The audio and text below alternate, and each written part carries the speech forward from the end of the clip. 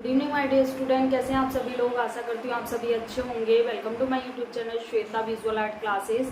तो कल हमने पढ़ा था मेसोपोटामिया के बारे में, ठीक है। आज हम करेंगे चित्रकला का पार्ट मध्यकाल के बारे में, ठीक। जो भी इंपॉर्टेंट क्वेश्चंस अपने एग्जाम में आते हैं, पीजीटी, डीएसएसबी, यूजीसी नेट, जो भी जिसमें भी कॉम्पिटिशन में एग्जाम में आते हैं आपका क्वेश्चंस, तो वो आज हम क्लियर करेंगे, ठीक है। इंपॉर्टेंट ओनली जो आपके एग्जाम में आएंगे, बस वही डिटेल में कराऊंगी आज। ओनली एक ही पार्ट करा पाऊंगी क्योंकि आप कमेंट तो करते ही नहीं हो, ना सब्सक्राइब करते हो चैनल को, ना लाइक करते हो, कुछ भी करते ही नहीं हो। तो आप बताओगे नहीं तब तक तो मुझे कैसे पता चलेगा ना किस बच्चे को किस चीज़ में प्रॉब्लम आ रही है, किस टॉपिक में प्रॉब्लम आ रही है, ठीक है ना। तो कमेंट करके मुझे बताओ कि नेक्स्ट पार्ट आपको चाहिए, तो मैं नेक्स्ट पार्ट आपके लिए करूँगी प्रोवाइड। और सब्सक्राइब अगर कर लोगे चैनल को तो सबसे पहले आपको लिंक मिल जाया करेगा वीडियो का, कौन सा मैंने आपके लिए तैयार किया है टॉपिक, ठीक। तो सभी आप चैनल को पहले तो सब्सक्राइब कर लो, फिर आगे पढ़ते हैं हम मध्यकाल के बारे में, ओके। तो आज पढ़ेंगे चित्रकला का पाठ मध्यकाल।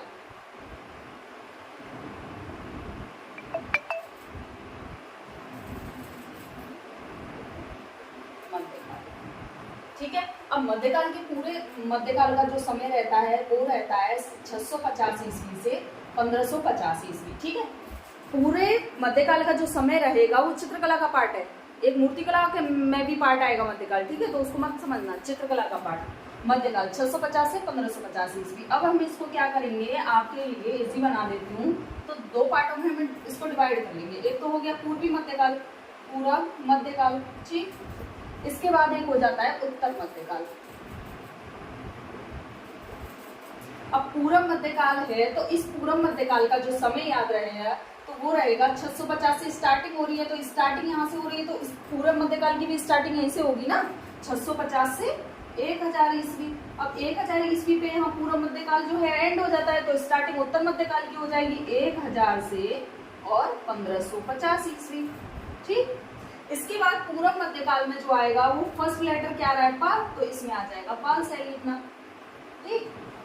और उत्तर मध्यकाल में फर्स्ट लेटर आ रहा है ऊ, तो इसमें आ जाएगा अपभ्रंश शैली।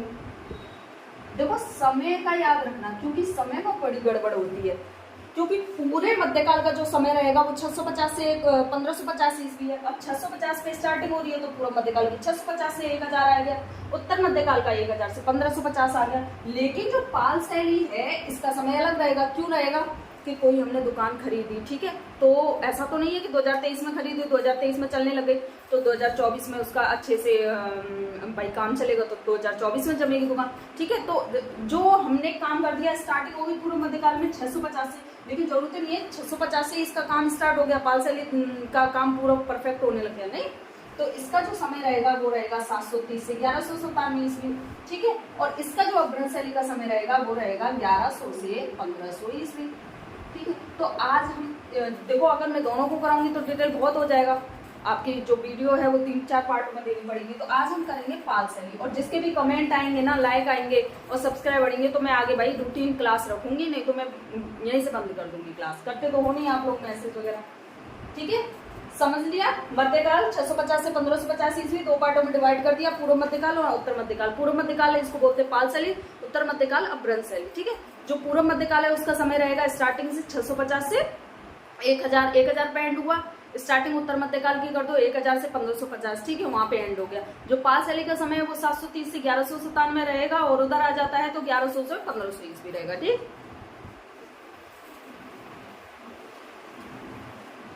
अब इसके बाद हम पढ़ते हैं पाल शैली। और पाल शैली का जो समय रहेगा वो अभी हमने बताया था 730 से 1197 ईस्वी। अब इंपॉर्टेंट चीजें, केंद्र, इस पाल शैली के केंद्र कहाँ रहे, मतलब कि किस जगह काम हुआ है। तो केंद्र रहते हैं इसमें पश्चिम बंगाल, नेपाल और बिहार, ठीक। इसके बाद आ जाता है चित्रण कार्य। होता है ना कि जन्म कहीं और हो रहा है हमारा, जाके कहीं बस गए और हम, तो केंद्र ये है, लेकिन चित्रण कार्य कहाँ हो रहा है, तो सेम पश्चिम बंगाल आ जाएगा, सेम बिहार आ जाएगा, ठीक। उसके बाद नेपाल को उड़ा देना, कर देना उड़ीसा, उड़ा दिया, उड़ीसा हो गया, ठीक। इसके बाद ये हो गए केंद्र और चित्रण। इसके बाद आ जाता है अपना चित्रकार। चित्रकार इसमें कौन कौन रहते हैं, चित्रकार रहते हैं इसमें धीमान, वित्तपाल, जय, विजय, और पराजय। ठीक, अगर आ जाता है धीमान वृत्तपाल तो ये किस चीज के लिए प्रसिद्ध है, तो ये कान से ढलाई के लिए, दोनों ही प्रसिद्ध हैं, कान से ढलाई के लिए प्रसिद्ध हैं। ठीक है, अगर राइटिंग समझ में ना आए तो भाई कमेंट कर देना, मुझे बता देना। कान से ढलाई के लिए प्रसिद्ध है।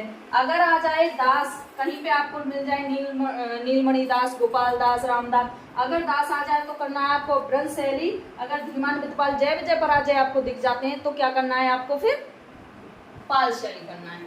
अगर आ जाता है किस धर्म से रिलेटेड है, तो पाल शैली अपने बौद्ध धर्म से रिलेटेड। ठीक है, और बौद्ध धर्म के यहाँ पे चित्र बनते हैं। बौद्ध धर्म की शाखा कौन सी है, अपनी महायान शाखा। ठीक, महायान शाखा। क्लियर हुआ। पाल शैली 730 से 1197 ईस्वी। केंद्र रहेंगे पश्चिम बंगाल, नेपाल, बिहार रहेंगे। चित्रण कार्य होता है पश्चिम बंगाल, उड़ीसा, बिहार में होता है। चित्रकार आ जाए धीमान वृत्तपाल, जय विजय पराजय आ जाएंगे। धीमान वृत्तपाल दोनों हैं जो पिता और पुत्र हैं, और इन्होंने जो कार्य किया वो कांस्य ढलाई के लिए बहुत प्रसिद्ध रहा है। ठीक है, धर्म कौन सा संबंधित, बौद्ध धर्म से रिलेटेड रहा है। बौद्ध धर्म की शाखा कौन सी, महायान शाखा। ठीक है,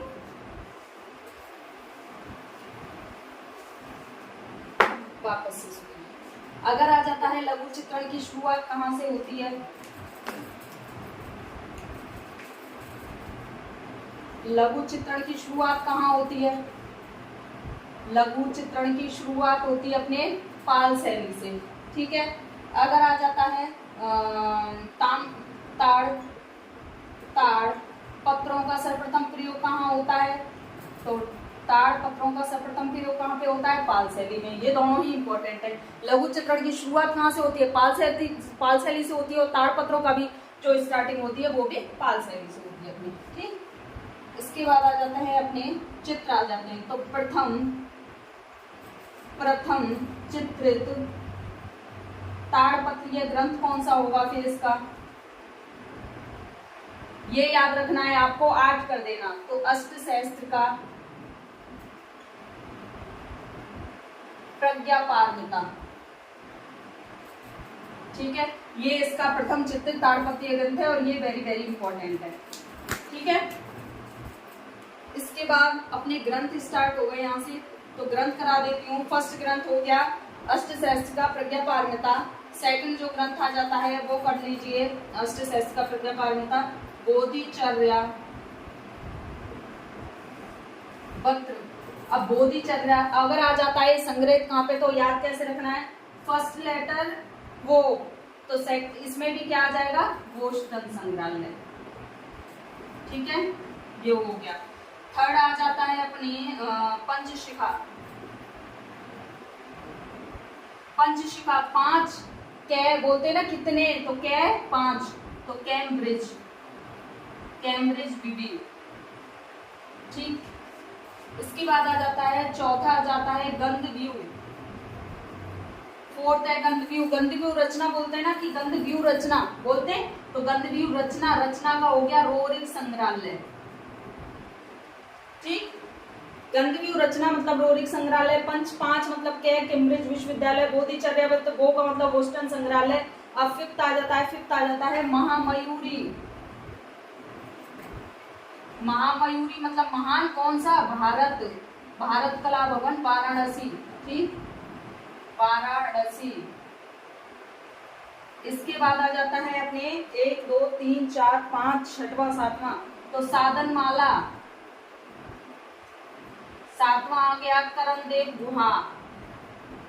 ये इसके पूरे टोटल ग्रंथ है, इससे बाहर आपके एग्जाम में आएगा नहीं। ठीक, प्रथम चित्र ताड़पत्रीय ग्रंथ आपको स्टार लगा लेना, याद ही रखना है। साहित्य का प्रज्ञापारमिता। बोधिचर्या व्रत आ जाए तो याद रखना है, वो आ जाए फर्स्ट लेटर, वही बोस्टन संग्रहालय। पंचशिखा का कैम्ब्रिज विश्वविद्यालय। गंधव्यूह रचना का मतलब रोरिक संग्रहालय। महामयूरी महान अपना भारत, तो भारत कला भवन वाराणसी। साधनमाला करणदेव गुहा। क्लियर हुआ सबको, है ना।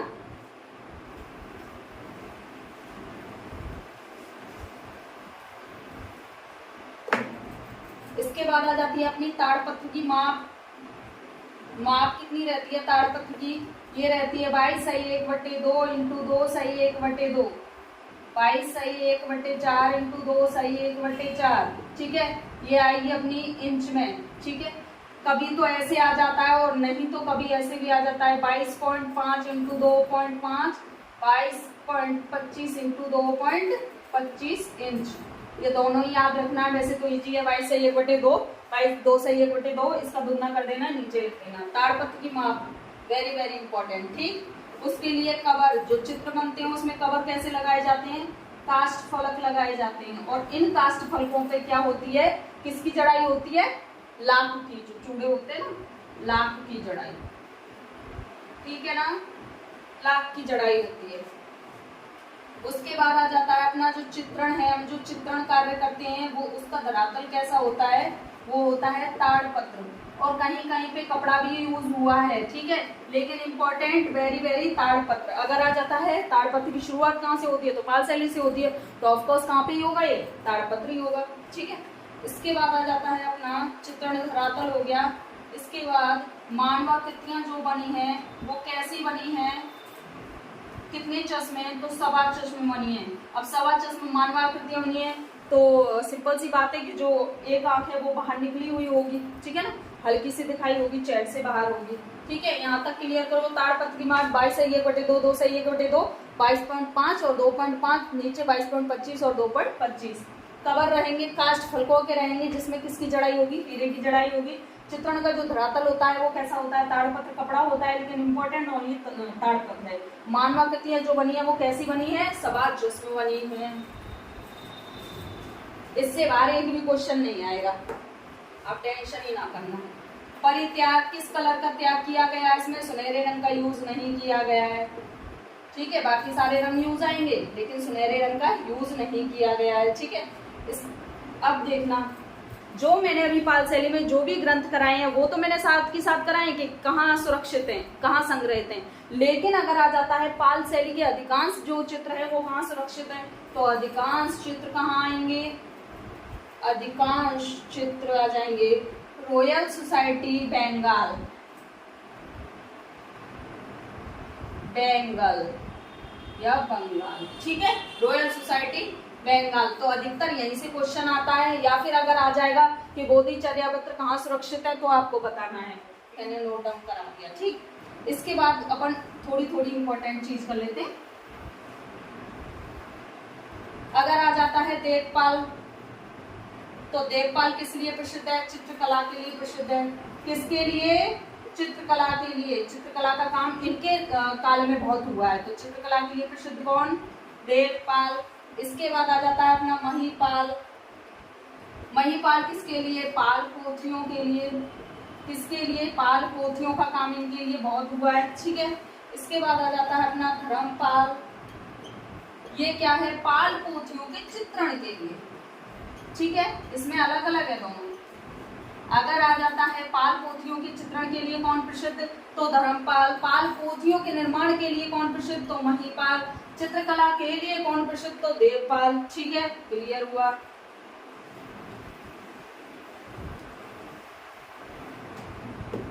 एक और चीज नोट डाउन करो, ऐसे ही बॉक्स बना लेना।